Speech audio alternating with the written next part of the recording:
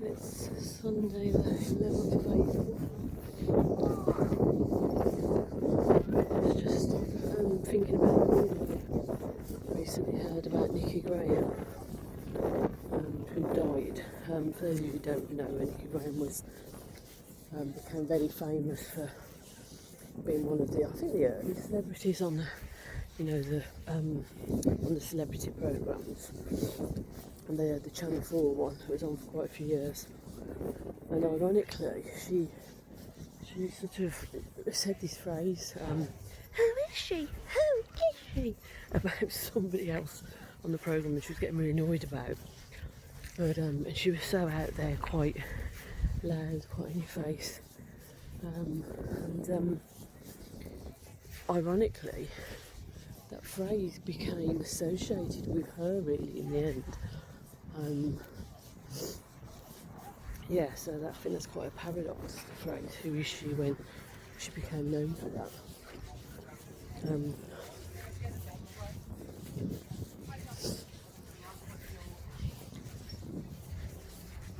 It was about a week or so ago, maybe slightly more. I didn't really watch it, the TV was on, and I remember seeing, I think it was Eamon Holmes and his wife. There was a clip of them talking to Nicky Grahame's mum, and although I didn't watch it, so I don't really know the detail. The gist I sort of got was that the mum was obviously sharing,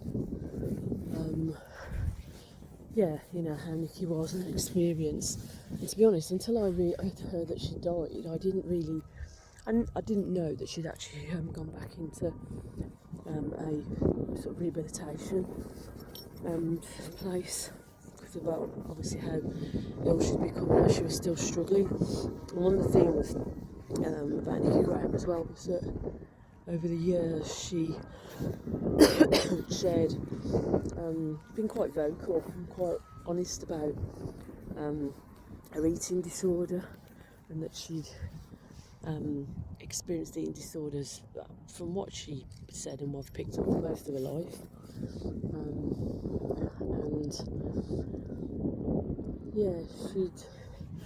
I just think it's very, I think it's quite sad. Well, it's very sad actually, but quite sad.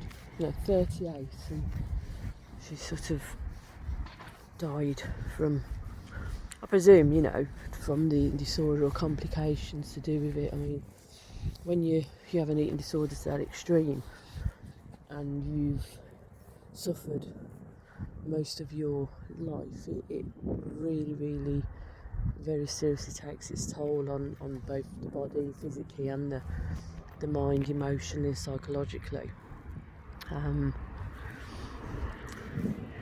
And like many different types of mental health issues, eating disorders is one of, on a spectrum of anxiety, depression, manic depression, schizophrenia, obsessive compulsive disorder, and so on. So there's a real spectrum, but what sort of struck me is that she was quite upfront and quite honest, quite vocal about her experience. I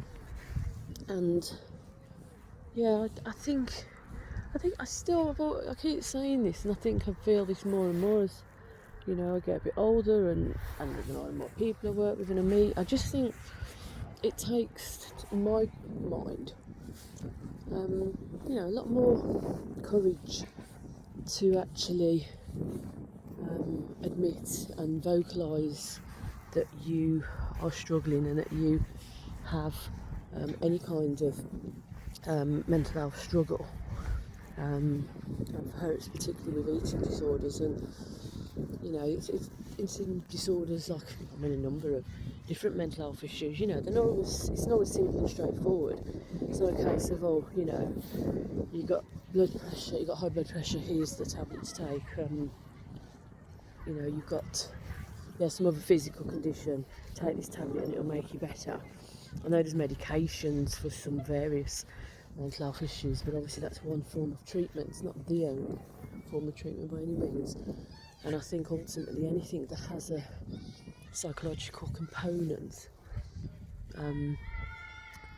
is, you know, does need to have a multifaceted approach to any kind of recovery and treatment, really.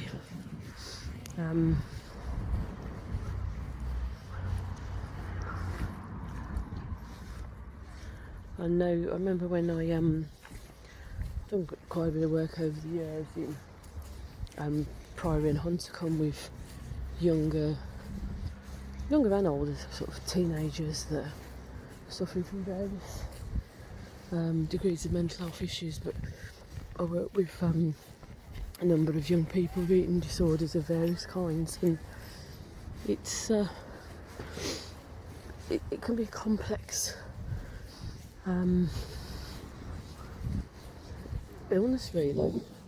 You know, the complexities, the underlying reasons, the causes, also the perspectives of a person's self. Because obviously people also develop things like body dysmorphia as well,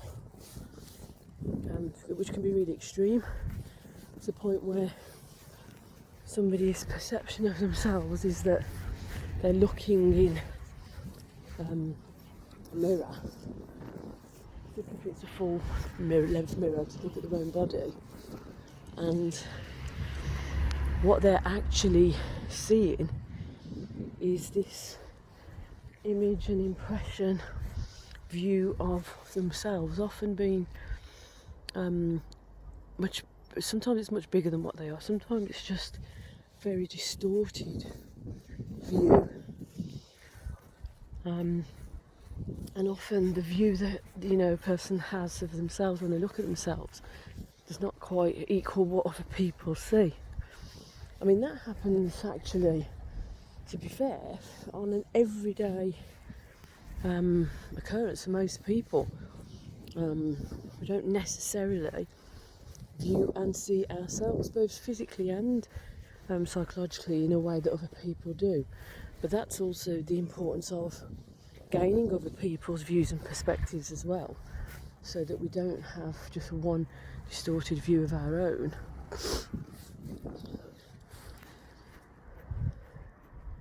It's also, for some people as well, it's a lot about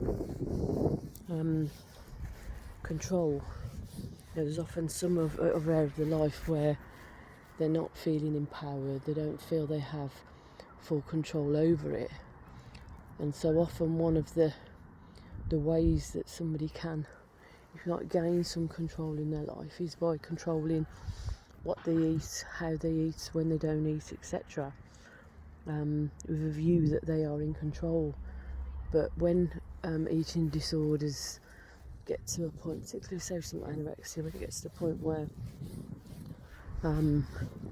it's actually in control of the person, you know, the person is loses all perspective, because they're kidding themselves, they've lulled themselves into a sense of thinking that they have control over it, when it's often the total opposite.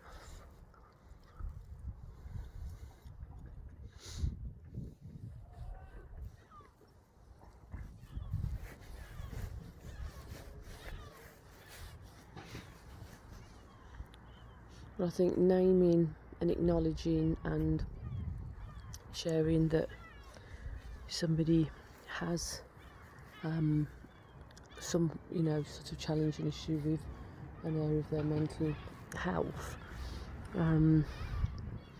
is, I do believe it takes courage. I think it is brave, and I think it's a very important first step to acknowledge that and accept that. But I think that is only the first step. It's a very important step, but then the next number of steps are about getting support and help, and support systems, looking at a person's health, their physical diet,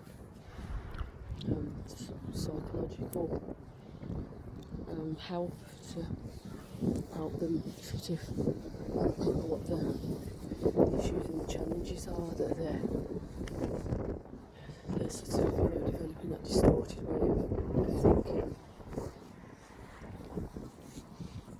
I'm finding other outlets, other things that can really create a purpose, a sense of reason to live, to get up in the morning, to feel fulfilled in different areas of a person's life. So yeah, just 38, it's really too sad.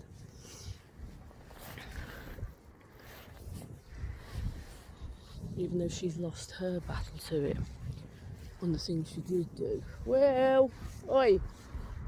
She allowed others to come on. To open up and also talk about those issues and those challenges as well. So sometimes, even if somebody else doesn't quite win their own battle in the way that perhaps I was wanted for them, they may still enable other people in the process through their struggles, through their challenges. It might help others to be honest and open and upfront about what they're experiencing. And I do hope that is part of her legacy.